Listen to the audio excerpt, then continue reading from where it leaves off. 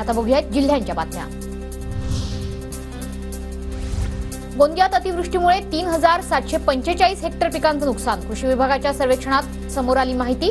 गोंदिया, अर्जुनी, मोरगाव, देवरी आणि सडक अर्जुनी तालुक्याला सर्वाधिक फटका। बुलढाण्यात कृषी सहाय्यक संघटनेचं काम बंद आंदोलन। ई पीक पाहणी दरम्यान येणाऱ्या अडचणी सोडवा, कृषी सहाय्यक संघटनेची शासनाकडे मागणी। जेजुरीला पाणी पुरवठा करणारे नाझरे धरण 100% भरलं। जेजुरी ग्रामस्थ आणि भाविकांची पाण्याची अडचण दूर करण्यात आली। वाशिम शहरातील रेल्वे उड्डाणपुलाचं काम अंतिम टप्प्यात। लवकरच पूल वाहतुकीसाठी खुला केला जाणार। उड्डाणपुलाचं काम पूर्ण झाल्यानं नागरिकांना मोठा दिलासा। वर्ध्याचे पोलीस अधीक्षक म्हणून अनुराग जैन यांनी पदभार स्वीकारला। पोलीस अधीक्षक नुरुल हसन यांची मुंबईत बदली।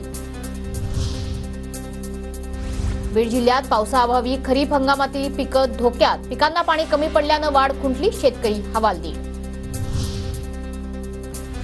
मध्य प्रदेश, विदर्भातील पावसामुळे तापी, पूर्णा नदीच्या पाणलोट क्षेत्रात वाढ। हतनूर धरणाचे 4 दरवाजे उघडले। धरणातून 16,161 क्युसेक इतक्या पाण्याचा विसर्ग। जायकवाडी धरणातील पाणी पातळी 30.35%वर। गेल्या 24 तासात 1998 क्युसेक वेगानं पाण्याची आवक सुरू।